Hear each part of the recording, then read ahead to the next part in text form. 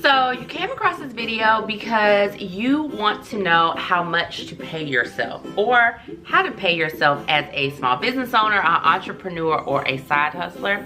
Well, let me tell you, this video is the video for you because I'm going to break it all down for you right now.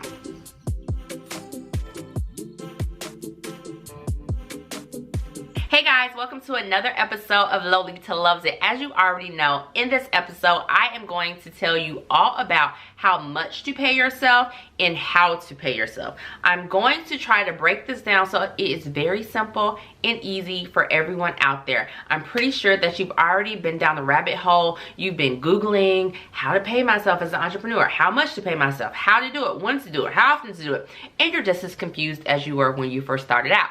But this video hopefully will give you a lot of clarity so that by the time you're done watching this video, you will feel confident enough to start paying yourself a little bit of money or a lot of money, depending upon how much money you make. So first and foremost, let's get this out the way. Why do I know what I'm talking about?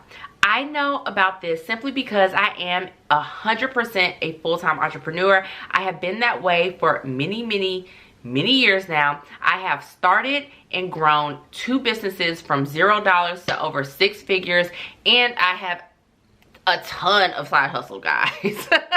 So I definitely know how to pay myself, and I'm hoping that the information that I share with you today will give you a little bit of clarity or a lot of clarity so that you can start to pay yourself too.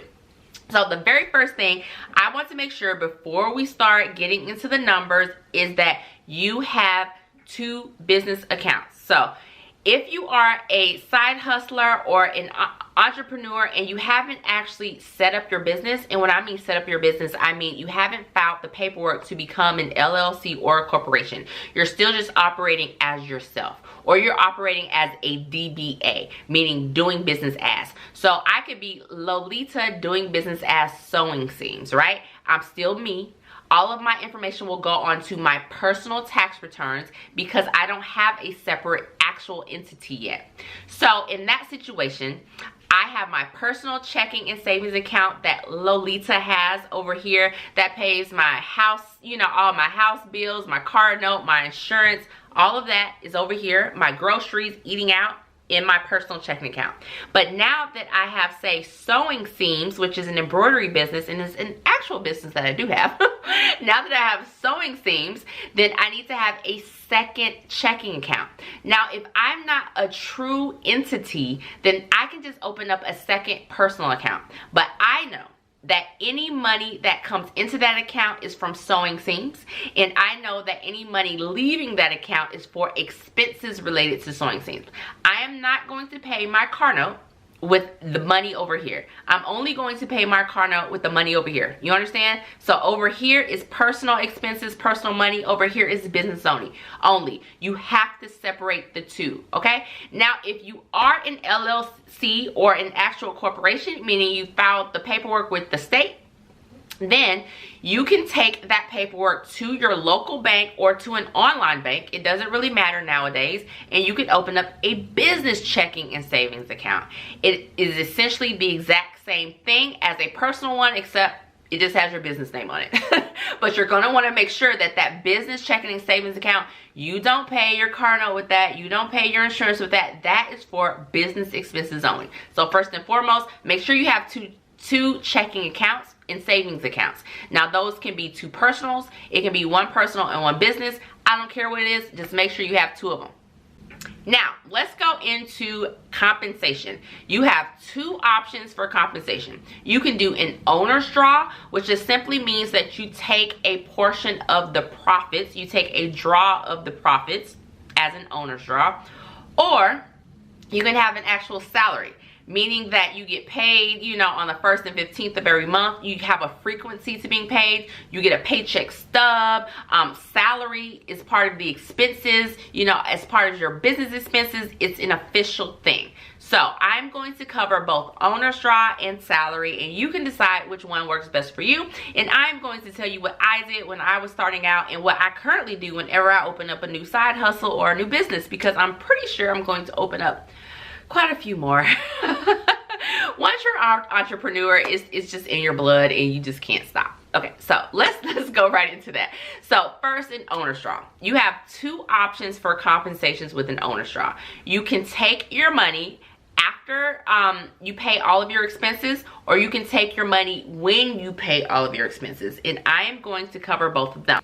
So let's move right on to my method of the 25-50 rule. So say I made $5,000 in 1 month on my Etsy shop.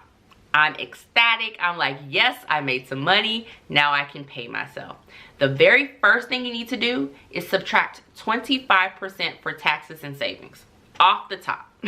Before you do anything else, put away money for savings. Trust me, guys, you always want to have money for taxes just sitting somewhere that you don't touch, okay? So now that I have subtracted my 25% from my $5,000, I am left with $3,750. From that $3,750, I am going to divide that into 50%, which will give me $1,875. So now I have $1,875 and $1,875. One part of the $1,875, you're going to want to pay all of your business expenses, and you're going to reinvest that money into your business. So first, you're going to pay for your cost of goods sold. You're going to pay for your internet. You're going to pay for your business cards. You're going to pay for advertising, whatever your case may be. You're going to use that chunk of money to do all of that. And any money that's left over, you just reinvest in your business. You just leave it there, okay? Now, the other $1,875, that's your owner's draw. You take that money and you transfer it from this checking account, this business checking account, or your secondary personal account to your primary personal account. And now you can use that money to do whatever you want to do with. If you need to pay bills with it, or you just want to save it, but you're going to save it over here on your personal side, okay? Got it. The second option that you can do, if you want to actually pay yourself after you pay all of your expenses, not with your expenses like the first example, is you're still going to take your revenue and you're going to subtract the 25% off the top from, no. So 5,000 minus 25% gives me 3,750. Now I'm going to automatically subtract my expenses from that. So how do you know how much your expenses are? You gotta write it down, or you gotta keep good books. You got to know how much you're spending every month, or you have to estimate how much you need to spend every single month. So for this example, we're going to say $1,000. We're going to keep it simple. So I'm going to take $1,000 from the $3,750, and I am going to just pay all of my business bills over here. So that leaves me with $2,750. Now that $2,750, because you are the owner of this business, is 100% profit, and you can take that and transfer it to your personal account, and that can be your owner's draw, okay? The only issue I have with that method, the second method I'm telling you, is that you're not leaving anything left over for your business. You're not reinvesting in your business, and I don't think that that's a good move. Even though you're getting a lot up front so that you can transfer over to your owner's draw and you can have, you know, more money for your personal life, you're not leaving anything in your business. So I don't necessarily recommend that. I think you should always leave something in your business, because business expenses fluctuate sometimes. Sometimes, even though my average business expenses may be $1,000 per month, there may be a month where, you know, I get hit with a big bill. But because I haven't left anything in that business and I took it all personally, I don't have anything to pay that big bill with. So I recommend the first method of the 25-50, which is 25% off the top for your taxes, and then you take the remainder and divide it by 50%. 50% goes to your business, the other 50% goes to you. Easy method. Now, the con to this method is that your owner's draw is directly tied to your revenue. So for instance, if you have a month where you're only making $2,000 instead of $5,000, that means your owner's draw is going to be significantly less that month, right? Because it's directly tied to your revenue. But the positive part of that is that it allows you, or it makes you want to hustle more, right? Because you know, look, I need to make $5,000 in revenue this month in order to get, you know, my $1,875. So you're hustling harder because you know how much you need to make in order to get what you want. So it's like good and bad. The other con to that is there's actually no taxes being taken out by an actual government. We're saving the taxes in our savings account over here, that 25%. But if you're good with savings and you can keep it there and pretend that it doesn't exist, fabulous. But if you're one of those people who might get tempted to take money out your savings, this could not be a good thing for you, because you may end up pulling money from your savings, and then when tax time comes around, you don't have any money to pay your taxes with. So let's move on to an actual salary. So now you've decided, you know what, I actually want to pay myself a salary. I want to get paid on a certain day or certain days of the month. I want to get paid the same amount every time. I want to get taxes taken out of my check. I want paycheck subs. Like, I want to be above board. So this is what I have to say. First and foremost, if you have certain business entities, meaning a corporation specifically, and I believe also LLCs, but make sure you check with your accountant or lawyer. By law, you have to pay yourself what's called reasonable compensation. So you cannot pay yourself $1 a month. That's not reasonable compensation.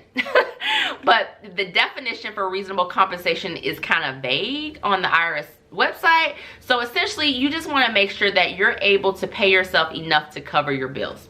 And also, you want to make sure that your salary is in line with the industry. So for instance, if you do if you're a counselor, and the majority of counselors in your state or your city, they make $75,000 a year, you can't be making $10,000 a year, because that is not reasonable and that's not in line with the industry. So you want to make sure that you pay yourself something that is reasonable. Now, the easiest way to do this is to simply calculate your personal expenses so that you have a personal budget. If you don't already have one, you need to make sure you get one now that you're a small business owner, because you need to know how much money you need to make every single month in order for you to live. We want to make sure that you have enough to pay your bills, your rent, your car note, your insurance, you know, all of that stuff. You need to make sure that you have enough. So let's just hypothetically say that I sat down and I did my business expenses, and I know that I need $4,000 a month just to pay my bills. Okay, $4,000 a month. However, as entrepreneurs, we want to make a little bit more than what we just need, because we want to buy a new outfit. You know, you may want to go on vacation, so you're going to want a little bit more money, and we don't want to be tempted to go to our business account and pull money from there. No, we only want to live off of money over here in our personal. So I always round up. If I need $4,000 a month for my expenses, I round it up to $5,000. So now I'm like, okay, $5,000 will give me enough to pay my expenses, plus, you know, some play money. Perfect. Now we are going to add 25% for taxes to that, and that takes us to $6,250. So that means that my business needs to be able to pay me $6,250 per month in order for me to have about $5,000, you know, in my salary. So the next thing you have to do is decide, can your business afford to pay you $6,250 per month? Whatever that number is for you. For some of you guys, it may be $10,000 a month you need them to pay you, or you may only need $3,000 a month. Whatever that number is, you take that number, and now we're going to go to our business budget or our income sheet. Now, if you have an income sheet and you have your books being professionally done, or you do them yourself on QuickBooks, whichever the case may be, on your income sheet, it simply shows you two sections. It shows your income coming in, how much money you're making, you know, from all that stuff you're selling. And then at the bottom, it shows your expenses. Your expenses are simply, you know, all the money that's leaving your business, okay? Those are all your expenses. So what you're going to do is you're going to take that budget right there, and you're going to add a line into your expenses for your salary.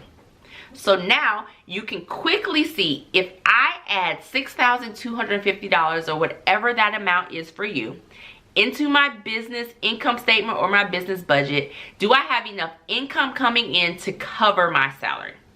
And it's very simple. Either you have enough income coming in or you don't have enough income coming in. If you have enough income coming in, then great. Now we can put ourselves on an official salary and we can start paying ourselves through our business as an expense. If you don't have enough income coming in to pay yourself, then now you have a goal. Now you know, okay, I gotta make some more money because I want to start to pay myself. And now you have an actual amount that you can work towards. So it's a win-win in both situations. The other positive thing about using this method is that if you use a payroll provider, then they actually will take out all of your withholding taxes for your salary for you. So that means that you don't have to be concerned with how much you're sending to the government for Social Security, for FICA, for you know, for your state income taxes, for your unemployment taxes. All of those taxes have to be taken out of the payroll portion of your expenses, and it can get very, very complicated. When I found out how complicated it was, I instantly became overwhelmed, and I was like, I don't know what to do, and I don't know how to do it, and I don't even want to do it. So I ended up going with a payroll provider called Gusto, and I will link all their information below. And essentially all I have to do is, Gusto has a website and I have my own login. I go to Gusto and I simply enter the amount that I want my salary to be. So if I want my salary to be $5,000 per month, I simply put $5,000 per month being paid every 2 weeks, or $2,500 every 2 weeks, however you want to, you know, break it down. I simply put that into Gusto, and then I tell Gusto the days I want to be paid. So currently I pay myself on the 1st and 15th. It's easy to remember. Or you can pay yourself every other Friday, every other Monday. It's completely up to you. You tell Gusto how much to pay and how often to pay, and they literally take care of everything else. They file all of your payroll taxes with the proper entities for you, and you don't have to do anything. I don't have to do anything. They simply pay all of those taxes to my local government, to the federal government, and my taxes are paid, and I don't have to think about that portion, which is absolutely wonderful, guys. It is a life sentence. So if you are looking for someone to help you actually pay all of those payroll taxes, Gusto is the one for you. If not, you are more than welcome to figure out how to pay it yourself. However, I cannot unfortunately help you with that part because I don't do it myself. I hire someone to do it for me. So guys, essentially that is it. Either you do an owner's draw or you do a salary. If you do an owner's draw, I recommend that you do the 25-50 rule, which is 25% off the top for taxes, and then the remainder you divide by 50%, and 50% goes towards reinvesting in your business and paying your expenses, and the other 50% goes towards your owner's draw. Or you can just do the salary method, which is you determine how much money you need to live off of, and then you figure out if your business budget can support that salary. If you can support that salary, you're good to go. Just plug that information into a service provider like Gusto or ADP, and they will start to pay you. Or if your business cannot afford that, now you have a goal for how much you need to make every month so that you can pay yourself. So guys, before I end this video, I just want to let you know that I do have some resources for you because I want to help make your journey into entrepreneurship as simple as possible. Look in the description box below. I'm going to try to link as many services as possible, especially all of the services that I use regarding banking, regarding payroll, regarding taxes, all of that stuff. I'm going to link below to try to help you guys out. And if you have any questions, make sure you comment, okay? Because I do read the comments, and that's how this video came about. People were commenting on they didn't know how much to pay themselves, so I made a video, okay? If there's something you want me to talk about, just let me know. In the meantime, what I do need for you to do for me is I need for you to hit that subscribe button, okay? You need to subscribe, and you also need to hit that thumbs up button to say you liked this video and you watched it. I greatly appreciate you guys tuning in today, and I cannot wait until I have another video for you. So make sure you hit that bell notification so you get notified when I post new videos, and I'll talk to you soon.